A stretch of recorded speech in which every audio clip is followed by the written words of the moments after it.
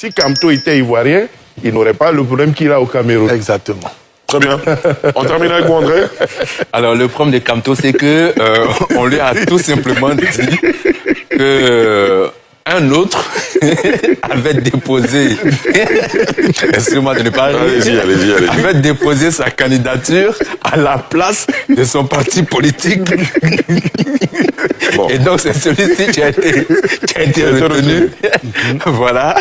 Il arrive, on dit, bon, monsieur Dieudonné Yebga, qui était l'ancien président donc de son parti, a été le premier donc à déposer la candidature au nom de ce parti dont il avait été déjà viré. Et donc, c'est lui qui sera le candidat. Et il ne peut même pas être candidat indépendant. Du parti de monsieur Kamto.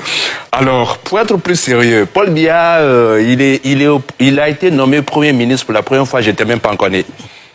Voilà, il est au pouvoir. Je veux dire, sa durée au pouvoir est plus vieille que plus de la moitié de la population camerounaise. Plus de 43 ans au pouvoir. Et l'espérance de vie au Cameroun, c'est 64 ans. Donc plus de la moitié des Camerounais ont connu Paul Biya comme leur président. Voilà. Et c'est quoi le Cameroun? C'est une croissance moyenne du PIB à 3,3% contre 6,5% pour la Côte d'Ivoire. C'est un indice de perception de la corruption, 140e sur 180 pays. En Côte d'Ivoire, nous sommes 69e. C'est un budget de 7 317 milliards. En Côte d'Ivoire, c'est 2 fois plus, 15 000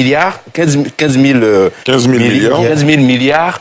C'est un pays, contrairement à ce qu'on dit, qui n'est pas stable. C'est faux. C'est l'insécurité au nord.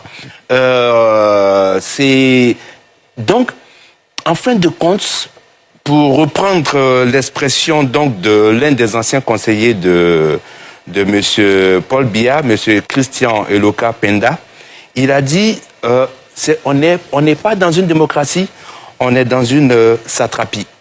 C'est lui qui le dit. D'accord, merci beaucoup, monsieur. On va marquer. Si Kamto